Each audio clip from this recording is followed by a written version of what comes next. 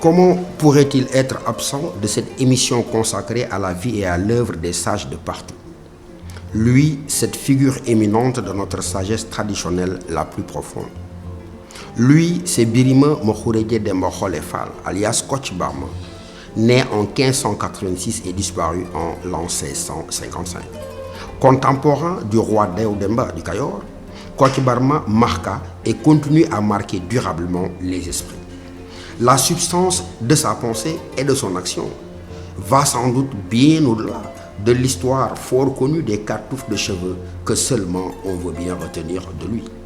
Fin observateur comme connaisseur de son peuple, il distilla des aphorismes dont les leçons de sagesse et de moralité franchissent allègrement les limites de son terroir natal et dont notre modernité gagnerait à s'inspirer.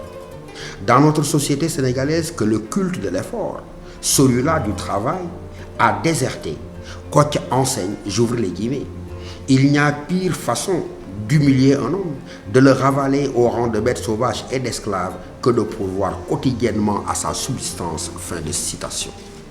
À nos hommes politiques de tous bords, il enseigne que le culte de la vérité est la valeur la plus élevée en même temps que la plus sublime.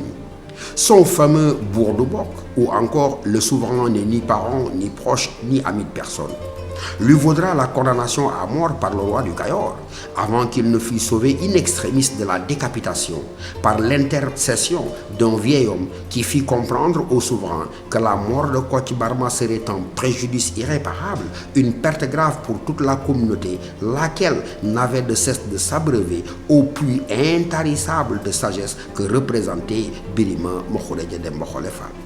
En nos républiques, où est si souvent décriée la confusion entre les affaires de l'État et celles de la famille, le fameux bourdoumoc ou encore le souverain n'est ni ami ni parent ni proche devrait continuer à nous inspirer pour nous faire comprendre que, par conséquent, celui qui gouverne doit principalement être transcendant pour n'avoir d'autre finalité que celle de l'intérêt général. En notre Sénégal, qui menace de brûler sous l'effet des effluves combinés du pétrole et du gaz, Kocc Barma enseigne, j'ouvre les guillemets, la vraie richesse d'un peuple n'est pas dans la quantité de ses ressources, mais dans la bonté morale de ses membres, à méditer et à méditer absolument.